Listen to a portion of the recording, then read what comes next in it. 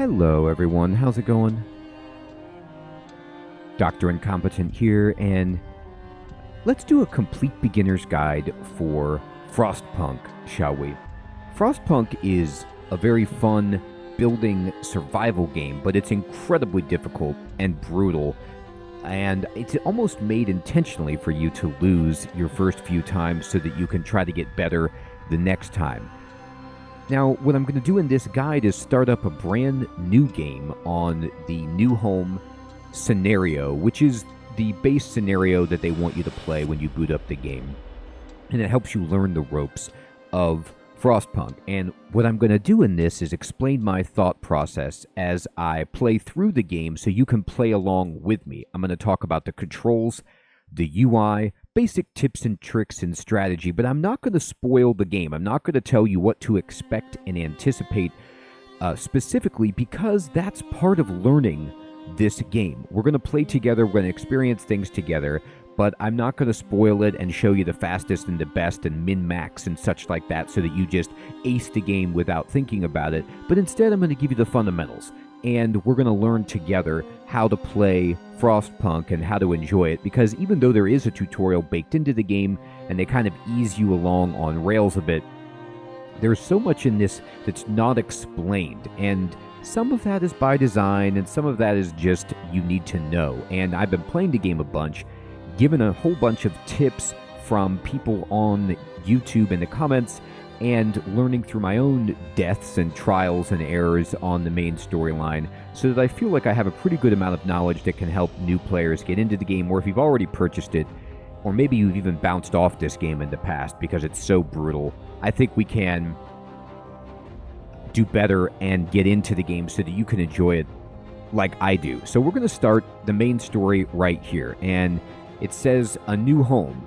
To preserve civilization from the chaos of its own downfall, we have fled to the end of the world.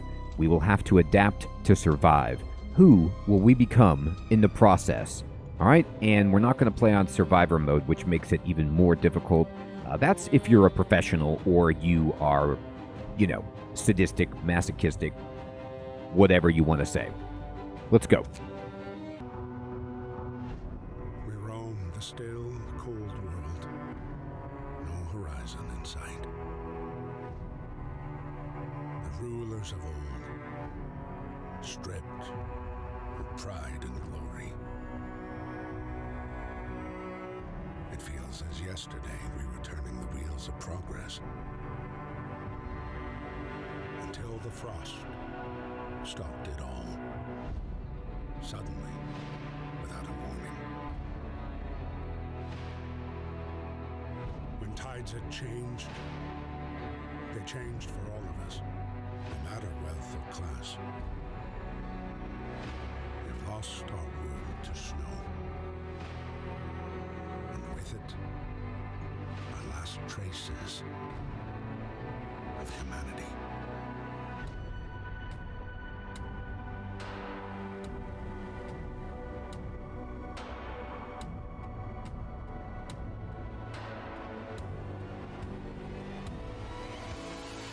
We bid farewell to plenty, and for those who remained came the time to adapt.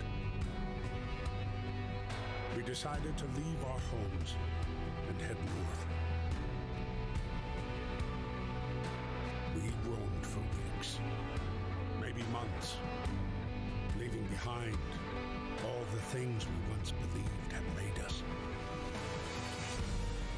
It was hope that pushed us forward.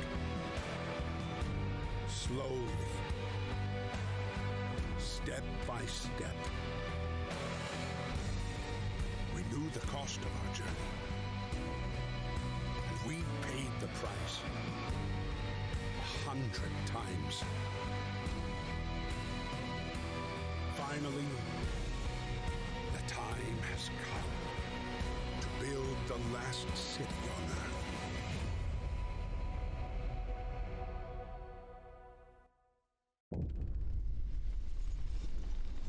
A new home.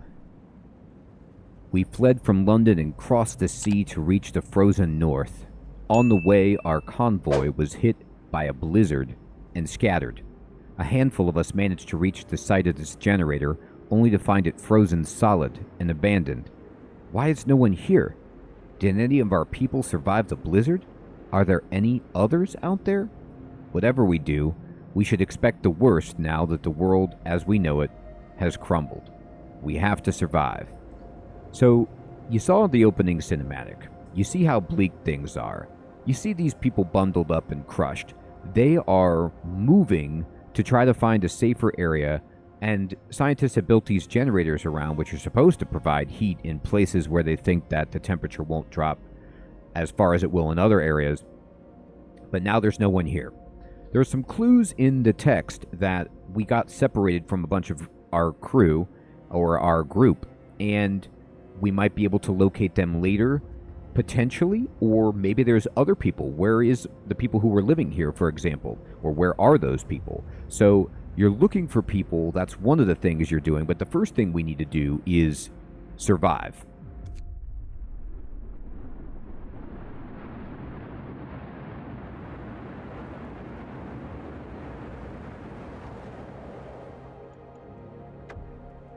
Fight the cold. We need to get the generator working. It provides heat and power to other buildings. Without it, we'll freeze to death. Stockpile some coal and start the generator. Okay. So, the first thing you want to do is pause the game by pushing spacebar. This is your buddy in this game. Frostpunk is real-time. So, it's almost a little bit management game, a little bit RTS, a little bit builder, and a lot of survival. Now, you can pause it to kind of take inventory of what's going on and look at your buildings and look at your information to make better decisions. And I paused the game a whole bunch because as time is passing, you will notice that daylight passes, people eat food, people get cold, coal is consumed in the generator, resources are spent, etc. So you want to be paused as much as you can when you aren't trying to progress time so that you can really conserve your resources because they are incredibly scarce.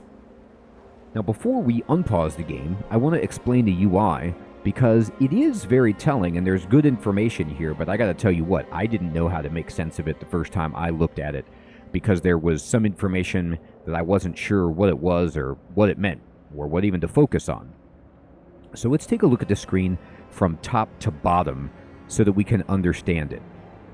At the top center of the heads-up display or the HUD, you're going to see a kind of central ribbon, and this tells you how much resources you have of each type, and they're in yellow.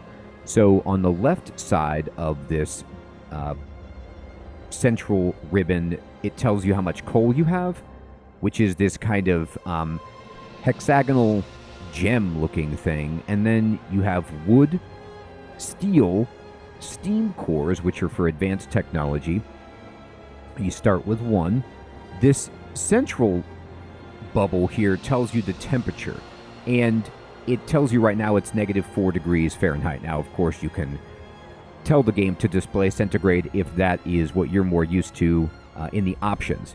And when you click on the temperature gauge or this bubble right here, it opens the temperature overlay, which tells you how cold things are. And it gauges it by red is comfortable to purple is like people are freezing and they're going to die and get sick if they're in this area. So right now, everyone's just chilly. It's below 0, so it's very cold, but that's to be expected. The generator isn't working. I'm just going to either push O to open and close this temperature gauge, or click on the temperature in the top center of the screen, and then you can close it also by pushing escape, just a few keybinds for that. Then over here to the right of that, it tells us in yellow how much food we have. It looks kind of like a drumstick. And then the knife and fork means how much raw food you have turned into food rations, which feeds people better, makes them happier and such.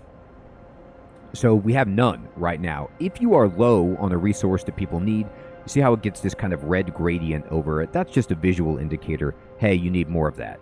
Now, below the resources, moving left to right on the ribbon, the kind of second little row here, shows you the time controls. So you could pause it by pushing space, or you could click on this, and then you can use the number keys 1, 2, and 3 to speed the game up. 1 is normal speed, 2 and 3 go really fast. And then this is why I pause it a lot as well, is the work time. So again, I'm using just standard time. It's 8:06 right now. Actually, I think this game uses military time instead of 12-hour. But anyway, it's 8:06 a.m. and work time means like people will actually work right now. But if it's not work time, then people need to eat and go to sleep, and they won't be working and they won't be gathering resources. So when it's work time, you want people working. However, paradoxically, when it's not work time, that's also when people will build stuff. Like they get off of work, and then if you have things that you want to be built, generally that's when they will build it, is right around mealtime and after in that area before they go to sleep. So sometimes it'll take them a bit to build things because they prioritize working over building, at least as far as I could tell. So then over to the right in this underneath column, it tells you what day it is. Now we just started, it's day 1. But as you move on this gauge, you can see that, day 2, day 3, and then a little bit into day 4, you see this blue temperature gauge with down arrows, and if you mouse over it, it says the temperature will drop significantly. So we know to plan, like in 4 days it's going to be even colder. So we've got to be prepared for that. So you can always look ahead to see what the forecast is for the weather. All right, so that's the top center of the UI, or the heads-up display. Let's look down at the bottom. So in the bottom left, you'll see active quests. So right now we have Fight the Cold. And this is telling us you need to stockpile some coal. And they want us to get 200 coal. We have none. We also need to turn on the generator. That seems pretty important, but you can't turn it on until you get some coal in there. Then in the bottom center of the heads-up display, you're going to see some circular buttons and some meters for discontent and hope, as well as some kind of icons here that are notifications or badges that tell you, bad things are happening usually, because that is this game. Bad things are happening. We'll talk psychologically about how to deal with this game in a moment, but let me just explain the UI. So right here, this hammer is the construction panel. You can either click on this or push B to get to it.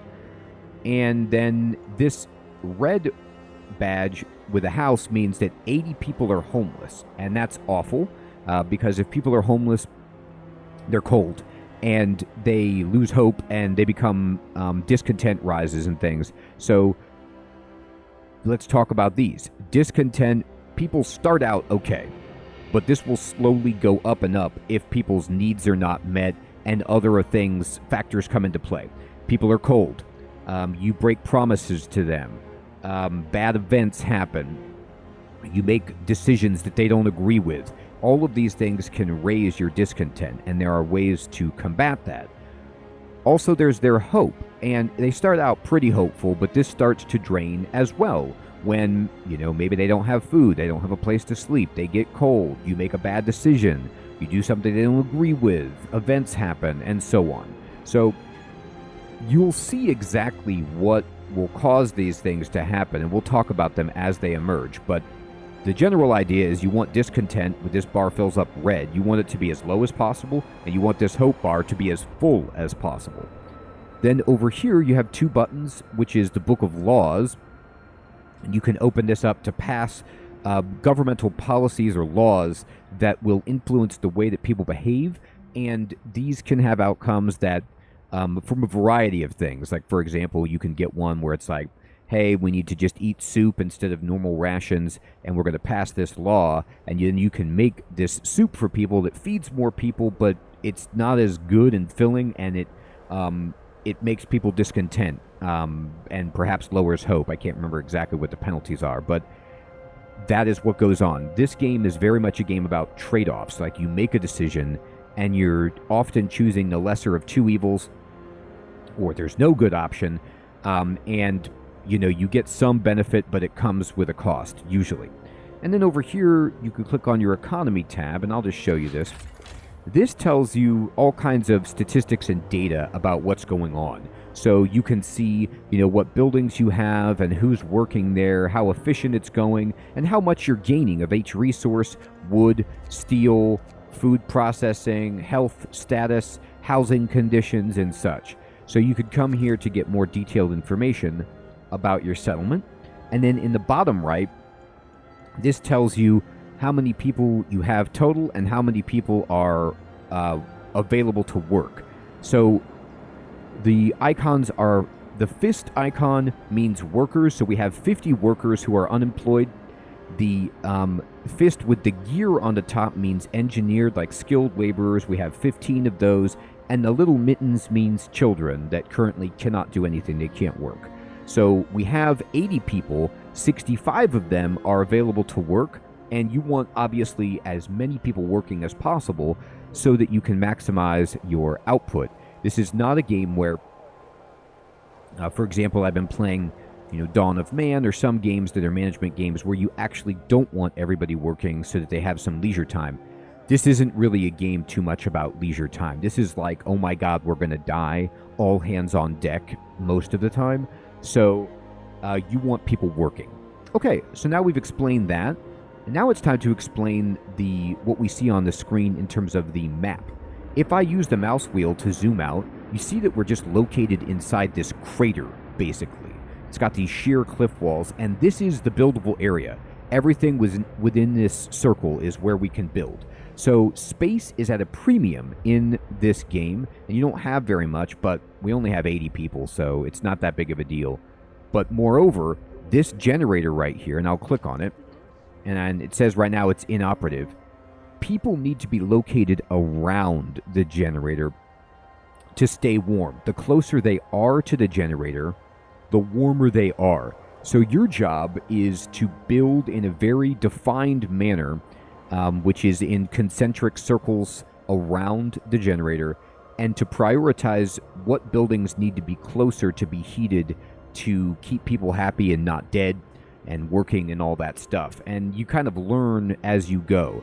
Now, currently, the generator can only go up to steam level 1, which only heats a small area around it. But as you go and research more technology, you'll be able to get the generator to spread heat further and further away and with greater intensity. But all of that comes at the expense of more coal.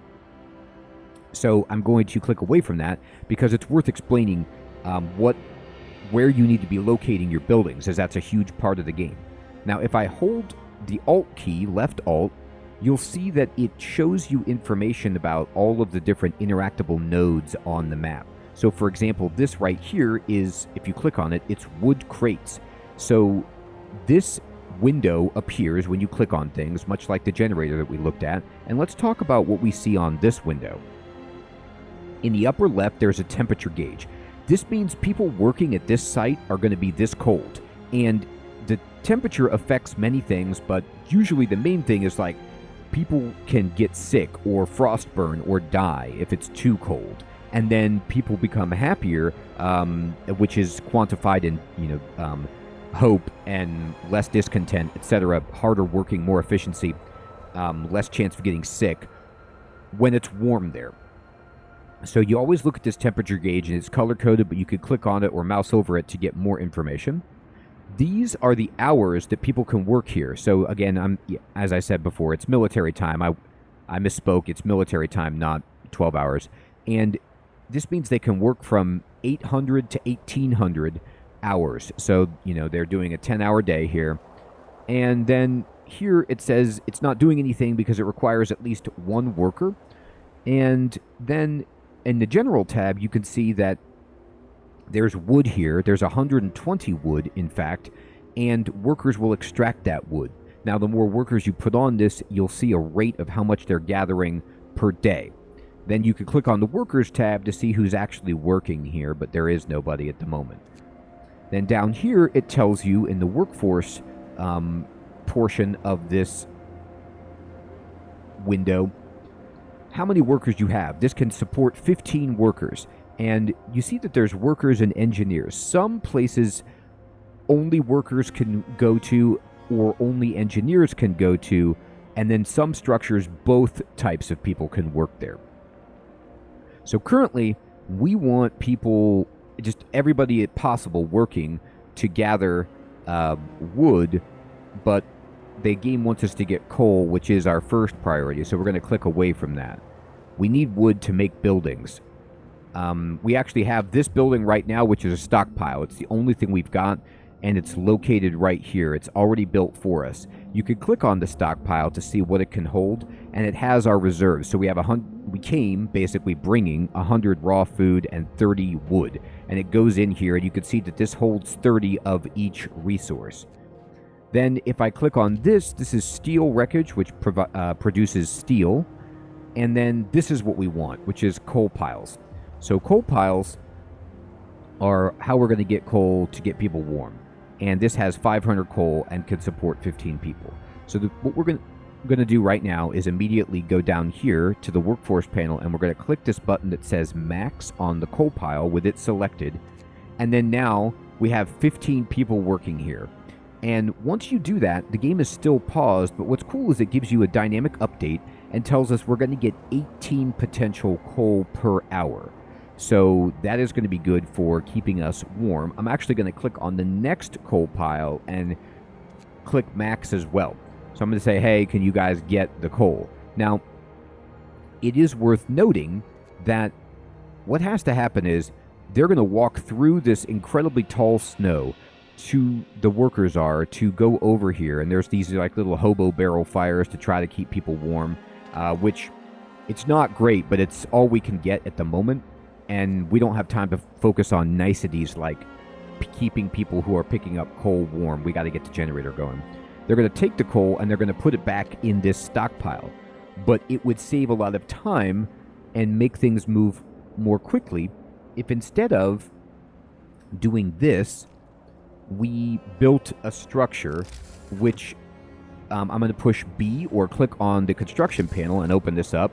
And you could see that this bar then opens up and it has several categorical tabs. It starts at people, and these are houses that we can build, which just cost 10 wood and provides shelter for 10 people. So we do have homeless people. We want to build these. These provide almost no warmth. Then there's the health tab, which is where we can build a medical post to treat the sick. There's the food tab, where we can make a structure for hunters to go out and provide food or people to cook raw food into rations in the cookhouse. Then there's the resources tab, which I wanted to show you, and what we actually want would be a gathering post. So a gathering post is a building that you can construct, and people work here, gather resources from nearby coal piles, wood crates, and steel wreckage. And what's cool about this is you don't even have to assign them to, like, for example, the coal directly. If you build this, and you, when I select to build this, you see how it's yellow?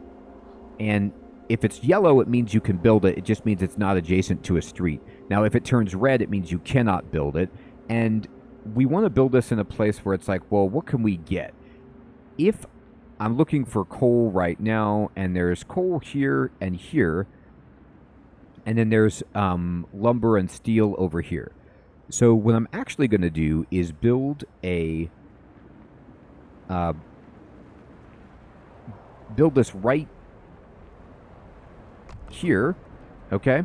And then I'm going to right-click away, and this building is under construction. It needs 10 people to build it, but it also, this red icon means it's not adjacent to the street.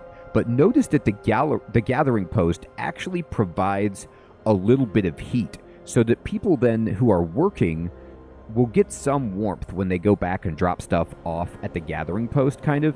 So instead of just sending them out here naked, if you build the gathering post, it provides heat, and then anything within this sphere of influence. So you see how there's this circular dome spread with these kind of like white diagonal lines. This is the area of influence for the gathering post, and any resource within that, people who are assigned to work at the gathering post will gather. Now, when I click on it, though, you see this little gray button for roads, or this red button for roads. It means there's no street that's adjacent to this so people can't get there. So you need to click on this, and then when you click on roads, all of the existing streets that you have, by the way, I use roads and streets interchangeably to mean the same thing, will show up in green. And all you need to do is kind of just left click on this road right here and then drag. And then once you touch the building, you see how it turns green, the outline? That means I'm going to just go all the way to there. I'm going to left click. That means that they're going to build a road there. And you see how they've built these little stakes to indicate where the road will go. This is actually fantastic for us because it means they don't have to walk so slowly through the snow. Yes, walking through this tall snow affects how fast they actually get to the point of labor and do labor and get back home to eat and stuff. So it's a method of keeping people moving along, and streets are necessary for powering structures, and many buildings can't be built unless they're adjacent to a road, so you want them. But the cool thing is, your space is so limited in this game, you could pretty much put streets wherever you want, and just drag them around between buildings that already exist, so you don't have to think too much about constructing it. I just wanted to show you the gathering post because the game doesn't tell you about this early on, and it will save you a lot of headache to have this going. So I'm going to then, it takes 10 wood to do this. I'm actually going to build, I'd like to build another gathering post, but the problem is we just ran out of wood because we used all of our wood to build this street. So instead then, I'm going to go down here, and this is wooden crates. I'm going to maximize people on wooden crates, and you see they're going to come down here. They're only working at 53% efficiency because we don't have great technology for extracting this. There's no road and such, but they're going to do their very best. And then let's see, what else do we want right now? We could put more people on coal over here.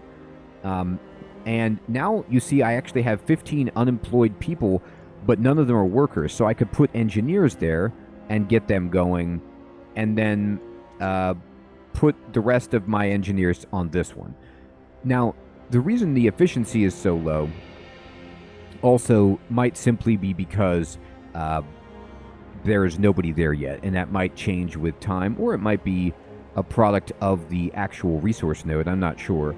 But I'm going to, instead of assigning all of my engineers here, I'm going to set no, because I'm going to see if I have 10 free people, can they go build this instead? So I'm going to push spacebar to unpause the game. I'm going to push escape to close the window and just see what happens. So I'm going to zoom in with the mouse wheel and just watch people go. So you could see people right now walking through the snow and how unbelievably awful that must be. Now, periodically, when you're playing for the first time, in the upper left, the game will give you these summaries, and you click on this to get all sorts of good information that comes up with like how to move the camera and such. So you can move with WASD, move the camera around like this. You can also hold right click to drag, and you could scroll in and out like this. If you are looking at the map and you hold Alt, you can get the pop-up information on your peeps. Okay. And looks good there. Okay. I'm going to zoom back in. All right, I'm going to watch these people go. Now, you can actually push 3 to just see them move faster. You see they're building this street. They're build, and here they go. And indeed, some people are actually going here to build. Some people are going to these piles. So let's watch them go.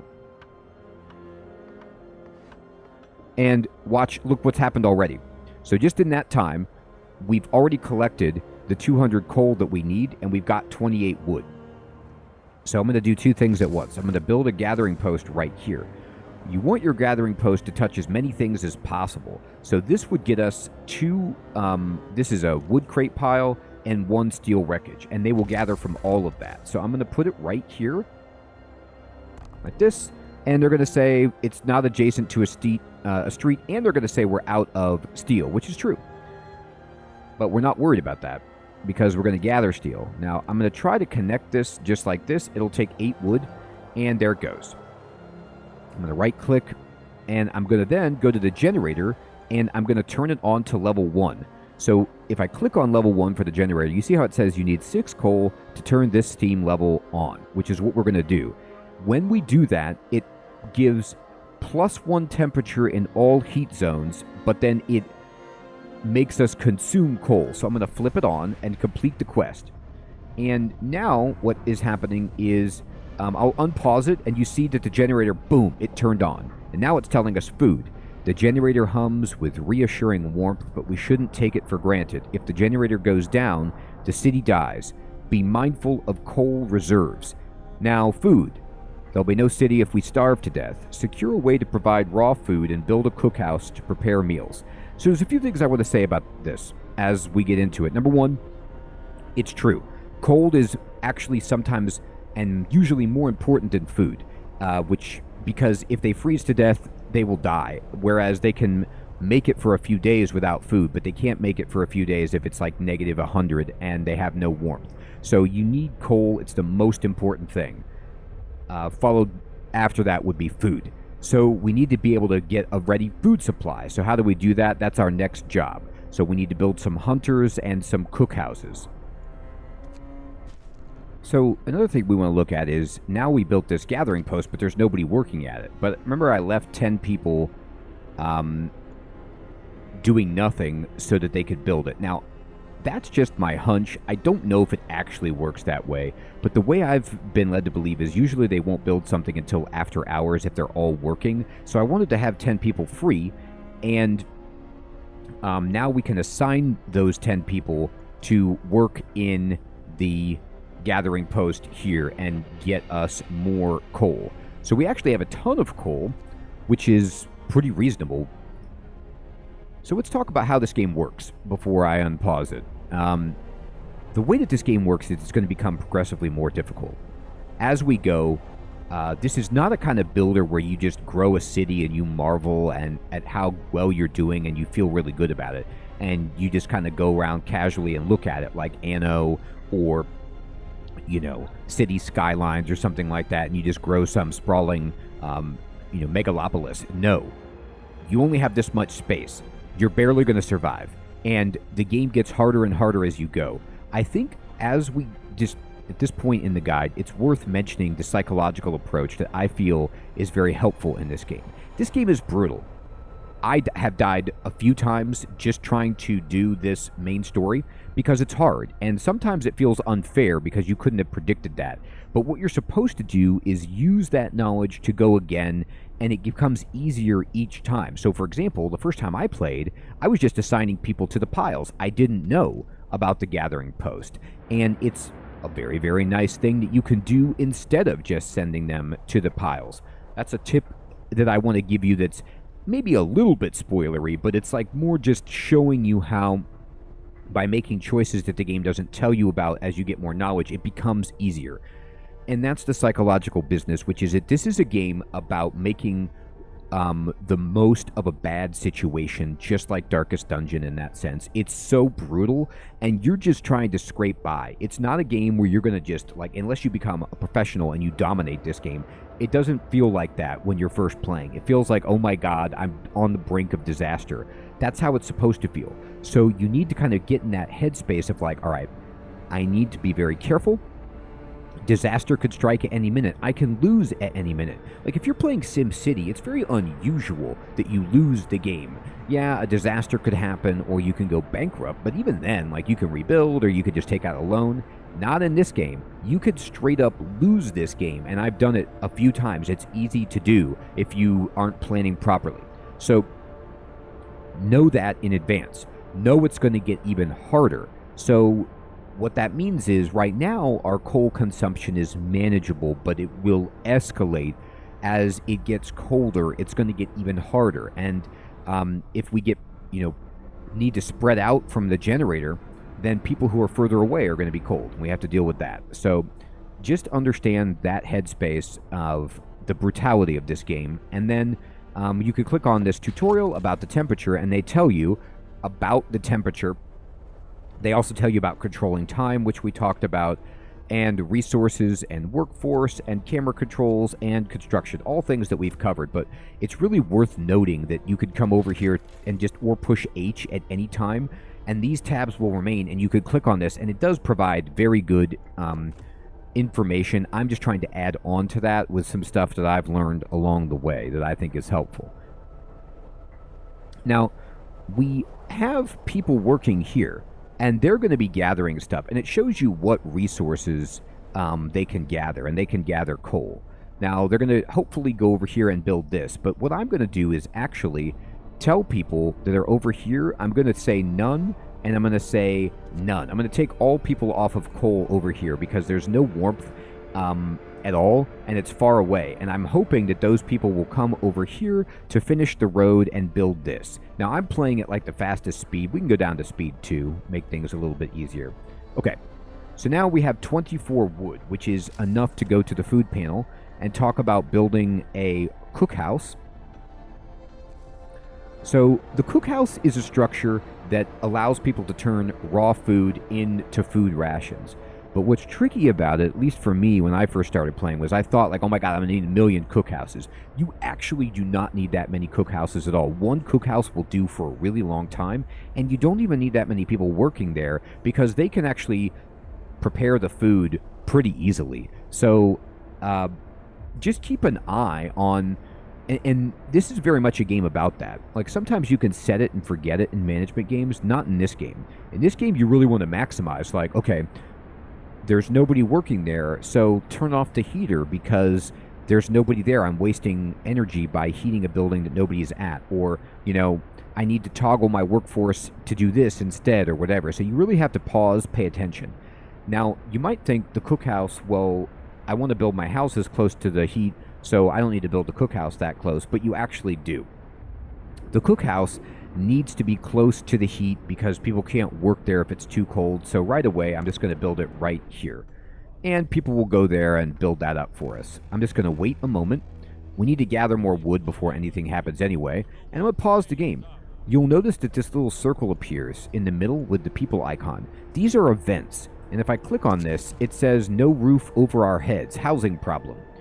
Captain, people are understandably concerned about the lack of shelter. They're falling ill from sleeping outside in this terrible cold. We'd better do something about it. And this is your first look at how the game breaks down choices that you get to make and what the penalties are. So you have this first option, which is like, I'll provide shelter. You tell the people, I'm going to provide shelter, and you get 2 days to provide shelter for 40 people.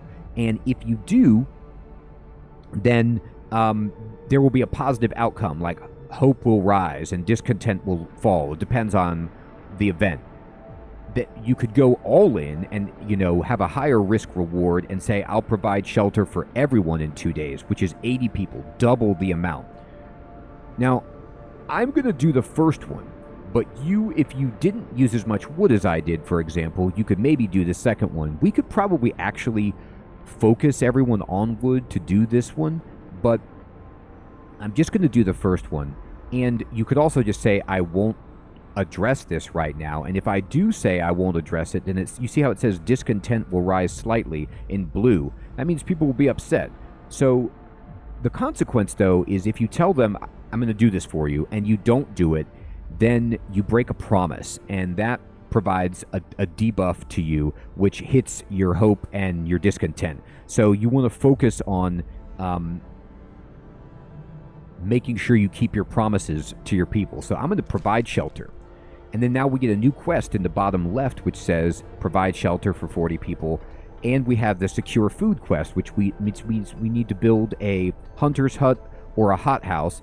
And a hothouse, we don't even have access to yet. So we can't build that. We need to research that. So I'm going to try to build a hunter's hut, but we need to get wood. Now, we'll get wood in a moment because once this gathering post gets constructed, I'm going to speed it up. These people will start automatically gathering wood. And then this says, a word of advice, the wisdom of the crowd. Captain, when facing demands, remember this. People usually look for the quickest solution, not the best one. You don't have to agree to everything they ask for. If you fix the problem your way, it's fine.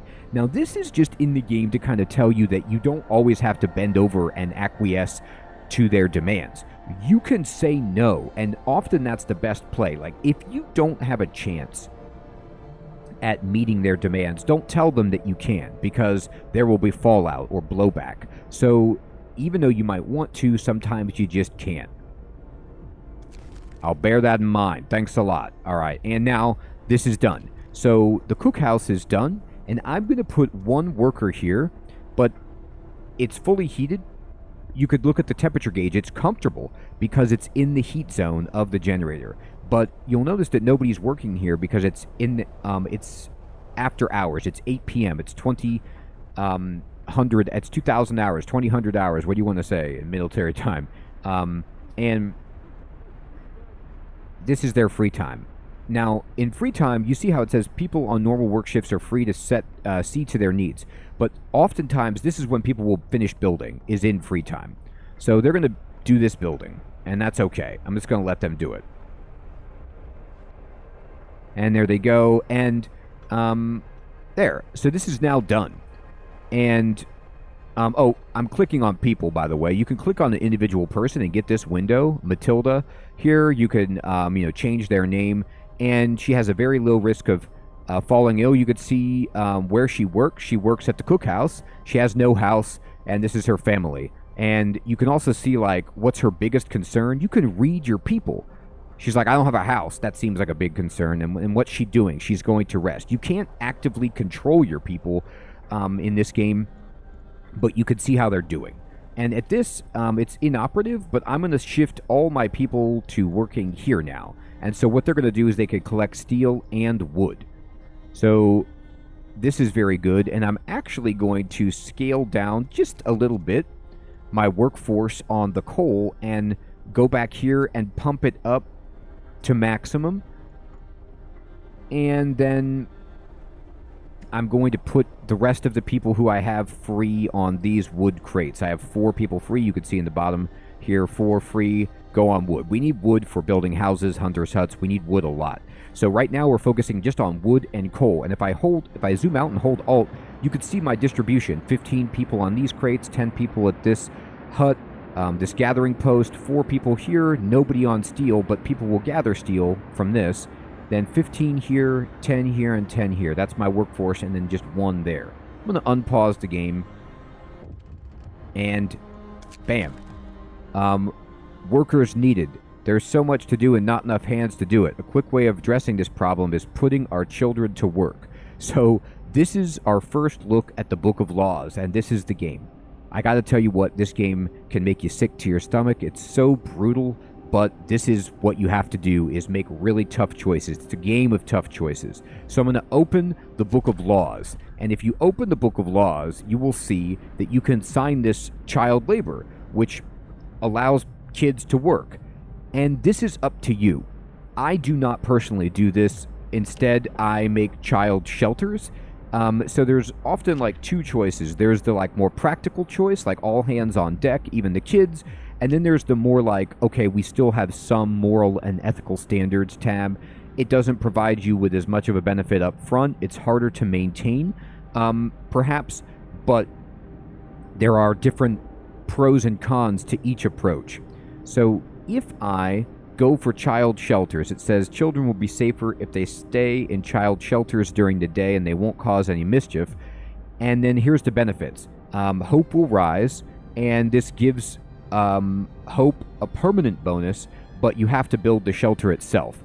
So I'm going to do this instead of putting kids to work. It's like having a school or something, basically. So I'm going to sign this. So if you go to the Book of Laws, you can see in the you have to click on the adaptation tab all the different laws that you could pass, like emergency shift, which allows people to work 24-hour shifts, for example, which is very useful. You can do the soup thing, which I talked about, which helps you make more food with less. You can create a cemetery so people can bury their dead and such. And there's often more than one option that you can do in that little node. And then once you pass a law, you have to wait 18 hours to pass another law. So we did that. And now we have a new quest, which is to build a child shelter. Now, if I mouse over Hope, you can see that Hope has gone up recently because I fulfilled a main objective and I passed a desirable law, which is the child shelters. Now, Discontent is being hit because of lack of shelter. So if we build houses, we can imagine that the discontent will lower. This is how you learn what needs to address of your people. So everyone, I think this is a good first look at the game. We're going to have to make this a beginner's guide series because there's just so much to unpack and discuss. You don't have to pass child laws, or you don't have to build a child shelter like I did. You could put them to work. I know a lot of players who put them to work without a second thought. It's totally up to you what you want to do. That's what's really cool about the game. I'm just doing it my way, which is practicing kindness. But at the same time, it's such a bleak environment that we don't always have room for kindness. So you do the best that you can, and we're going to get into that as we progress in this series. I hope you found this to be useful and fun. Let me know any questions you have in the comments below, and if you are an expert at Frostpunk and you want to share some beginner's advice, that would be so wonderful, but please do it in a way that's non-spoilery and not too detailed so that people with no knowledge of the game can understand it and appreciate it. Thank you so much, everyone. I'll check you in the next one. Take care.